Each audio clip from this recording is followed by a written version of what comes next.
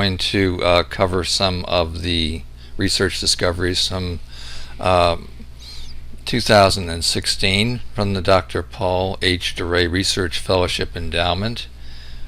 We will cover in capsule many of the detections of spirochetes in patients who submit their specimens for voluntary participation in our research program. So these images are some of the images that we see in people who have no detectable antibody. They're seronegative. Blood and spinal fluid testing with DNA probes for Borrelia burgdorferi show that the spirochetes can be detected in some of the patients who submit their blood and spinal fluid to us. And these are examples of positive spirochetes in people who have a negative blood testing result with ELISA and Western blot. Nematode Borrelia spirochetes can also be detected in blood and spinal fluid from seronegative patients. Of course, there is no serology for Nematode antibody detection in patients who have this infection. It's a relapsing fever Borrelia, and it has a worldwide distribution. So detection of spirochetes here is no surprise. The blood tests are not contributory in Nematode disease. Borrelia species of the Borrelia group SL burgdorferi and Nematode group SL are also detected in autopsy tissues, and we can examine autopsy slides with the DNA probes and show that Borrelia spirochetes are present in these tissues in select cases. Brain tumor studies under the DeRay Foundation initiative, glioblastoma multiforme, very highly malignant tumor in the brain. In 5 cases that we tested contained the DNA of Borrelia burgdorferi. The reason that we tested glioblastoma multiforme is the notion which was originally formulated by Bonnie Bennett in the United States, that glioblastomas seem to appear in increased percentage of patients with chronic Lyme disease, and she wondered whether there might be a connection. The DNA probes that react here with the tumor cells show that there is a very good connection, and the 5 cases we've studied, the tumor cells do light up. So the DNA of Borrelia burgdorferi may corrupt the benign glial cell DNA and promote the formation of this highly malignant tumor. Glioblastoma killed George Gershwin. It killed Senator Edward M. Kennedy. It killed many, many people in the public eye, and it has a 100% fatality rate. Lewy body dementia is one of our other initiatives, and we've studied diffuse cortical Lewy body disease. We have found that the worms with their endosymbiont Borrelia, that means the Borrelia that lives inside of the nematode parasites, are detectable in the brain, and we think this is one of the neural Larval Migrans illnesses, migrating worms through the brain, causing tissue injury and dementia. The Borrelia spirochetes partner with the worm in producing tissue injury. You can see the worms here in white, and the red background is the stain for the Lewy body, which is here a red stain with an antibody to the alpha-synuclein entity which forms the Lewy body. It's a toxic protein like amyloid in the brain of Lewy body patients. Chronic Lyme borreliosis is chronic because of biofilms, and biofilms can be found in tissue, biofilms of Borrelia in circulating blood. To the right there is a cluster of Nematode Borrelia in the blood, and this is the colony, community of the Borrelia surrounded by their own matrix, which is DNA and RNA and protein. And to the left is a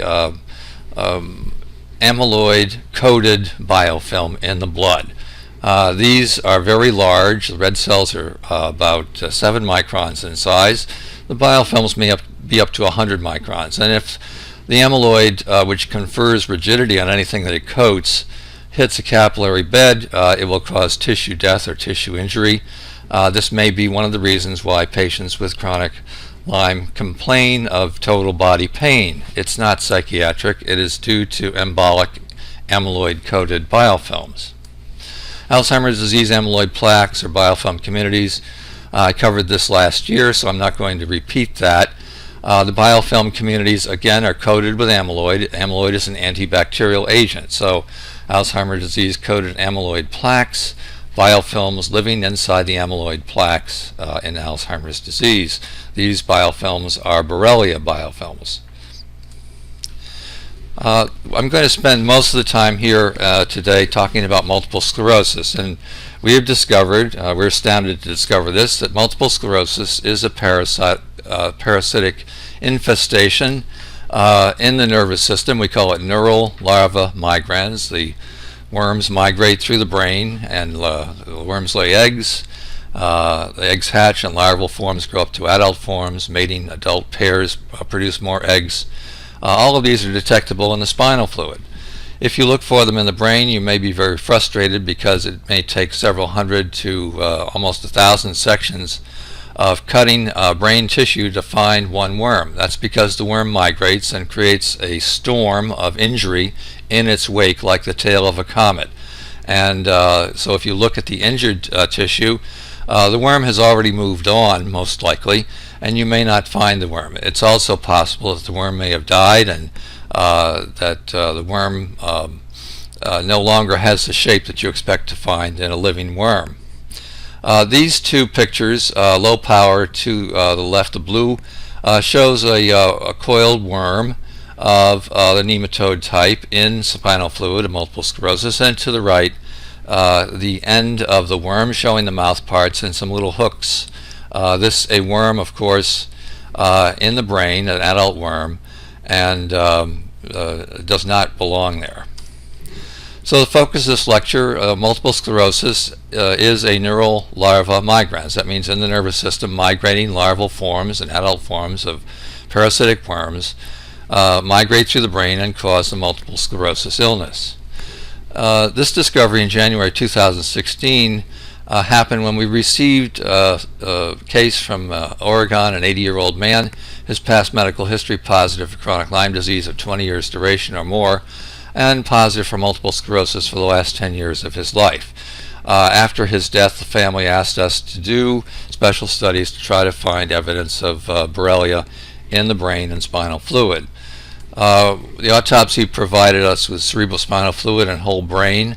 I won't get into the whole brain, but the cerebral spinal fluid is shown here in the image, and that is not healthy cerebral spinal fluid.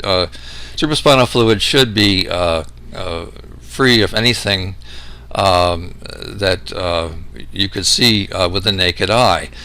This is spinal fluid that has been fixed in alcohol, and you can see that there's a chalky white haze. This is not normal. It should be transparent. There should be nothing in there other than ions and maybe a tiny bit of protein.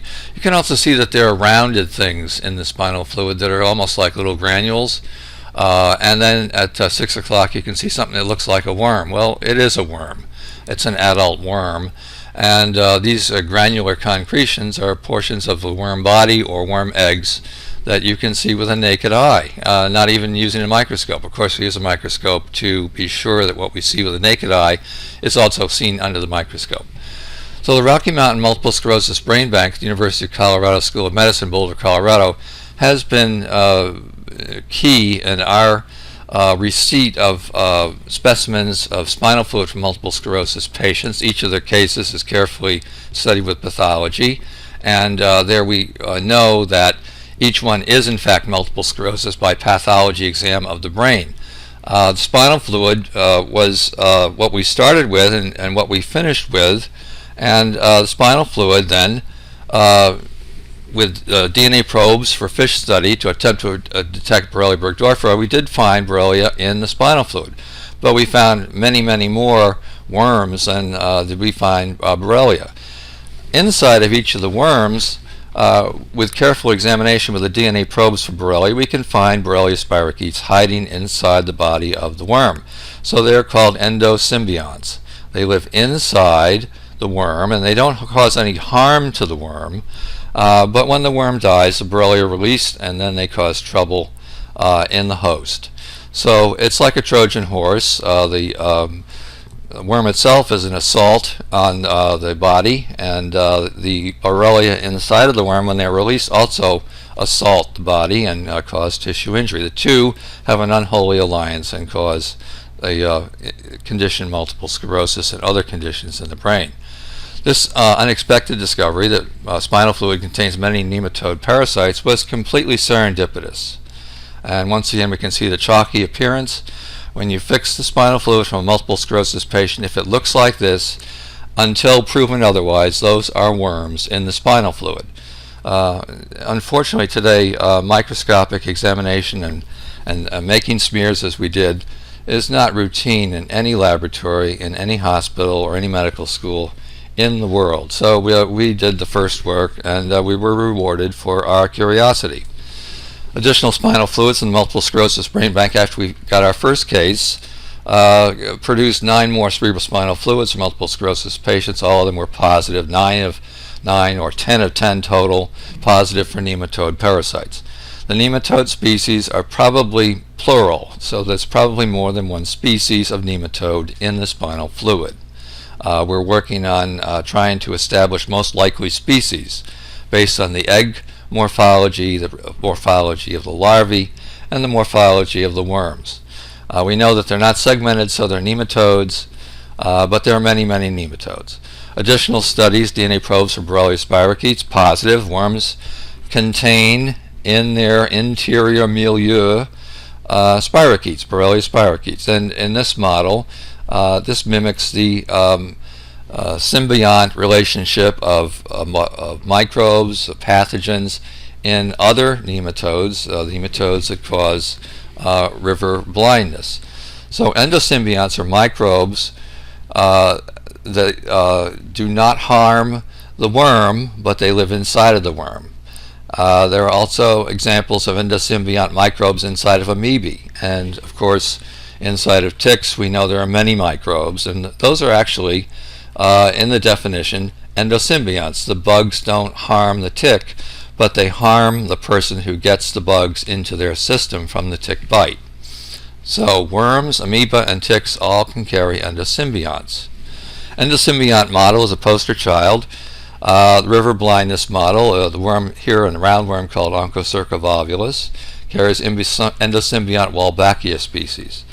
And in this special case, I want to give great praise and a notice of very, very keen insight to Elena Cook, who helps us at the foundation and who instructed me on the model of Onchocerca volvulus with endosymbiont Wolbachia. Wolbachia, a very well-established endosymbiont inside the river blindness worm. And the two have an unholy alliance, and they cause blindness. The President Jimmy Carter Foundation and the Gates Foundation have partnered to eradicate river blindness from the face of the earth, and they're very close to their goal. So endosymbionts, the good is that the endosymbiont microbe stays inside of the worm. It never escapes to the outside until the worm dies. So that's the good. And they help each other. The microbe in the worm helps the worm, and the worm helps the microbe, and the two exchange DNA. And there's DNA transfer between the Borrelia and the worm, just as there is DNA transfer between Wolbachia and nematode worms in the river blindness model. So they help each other. It's not a savory kind of a good relationship, because ultimately the worm dies, and so we get to the bad and the ugly, the good, bad, and ugly. The endosymbionts are released from the worm when the worm dies, and the microbe is unleashed and produces disease in mammals. So endosymbionts, the good, the bad, the ugly, they have the ability to modify the DNA of the Borrelia to the worm, and the worm to the Borrelia, just like Wolbachia can modify the DNA of the worm that holds it, and the parasite worm can modify the DNA of Borrelia. And they modify in such a way that they enhance the pathogenicity of the worm and probably enhance the pathogenicity of the microbe. In our case, it's Borrelia and multiple sclerosis. River blindness, it's Wolbachia microbes, enhanced pathogenicity. So history of worm parasites in spinal fluid goes back to 1880. And the veterinary literature is very instructive. They have told us about farm animals that contracted worm parasites, and they wound up in the spinal fluid, and then the brain was injured. The animals may have died, or they may have been permanently neurologically damaged. So brain injuries in this model are very noteworthy because it's myelin and neural tissue that is destroyed. That's exactly what happens in multiple sclerosis. The migrating worm in the brain is also very instructive because multiple sclerosis has a migratory pattern in the brain.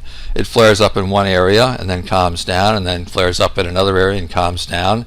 And there is a migratory pattern of multiple sclerosis injuries, and it's very, very instructive that the worm's migration through the brain recapitulates the multiple sclerosis injuries in the brain.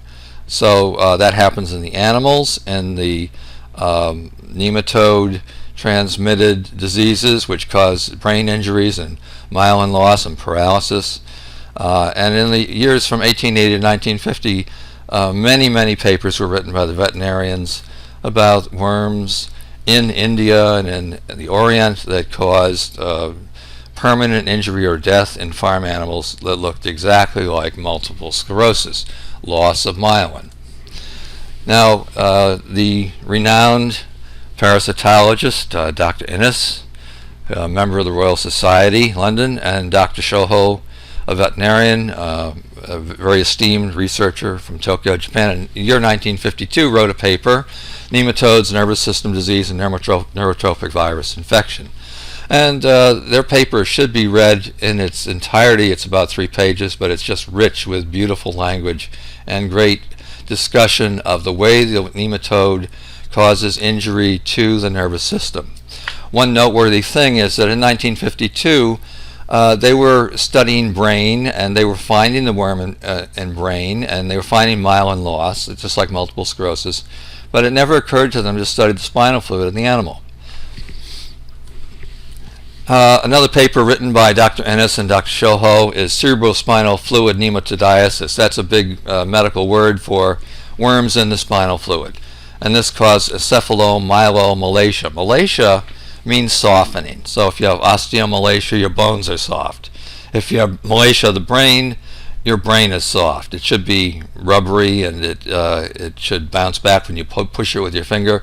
When myelin is lost, you push on the area of multiple sclerosis damage, loss of myelin, and the finger doesn't bounce back.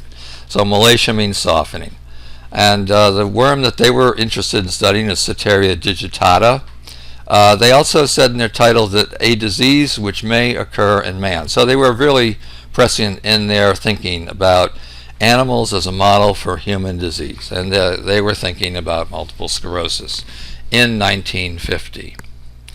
I was born in 1948. I'm 68 years old this year, and nobody's touched this paper in my entire lifetime except me. So, the animal model lumbar paralysis from the year 1880 by Griffith Evans was called Sura in Ceylon and India. Pathology was malacia, softening of the brain. Myelin's destroyed, neurons are destroyed, and the wandering worm causes a storm of trouble as it moves through the brain. Weakness, incoordination, paralysis, all these things happen in multiple sclerosis. They also happen in animals. There may be death, that happens in multiple sclerosis, or there may be permanent neurologic injuries, as happens in multiple sclerosis and in the animals with this condition. Sura, S-U-R-R-A. Animal autopsies, liquefaction of the brain and spinal cord in patchy areas where the worm has passed through. And that's what happens in multiple sclerosis. There's liquefaction and loss of myelin and loss of neural tissue. So in the autopsy, looking for the worm, it took hundreds and hundreds of slides to find one worm, because the worm causes damage and then moves on. So if you study the area of softening and damage and liquefaction, you're going to miss the worm most often. So in 1952, they really worked very hard to prove that there was a worm there, and hundreds of slides were taken from the animal brains.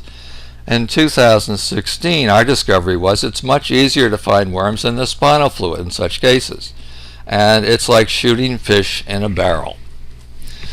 Spinal fluid was not examined in the animal autopsies or in human autopsies of multiple sclerosis until 2016, when the DeRay Foundation began its MS spinal fluid incentive, and we are continuing with our work.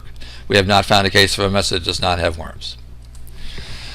Multiple sclerosis-like illnesses in the veterinary model, farm animals in India, elsewhere in the Orient.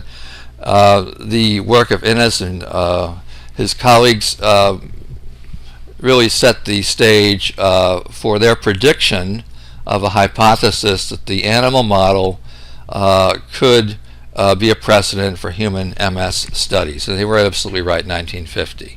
Nobody picked up the ball and ran with it after 1950.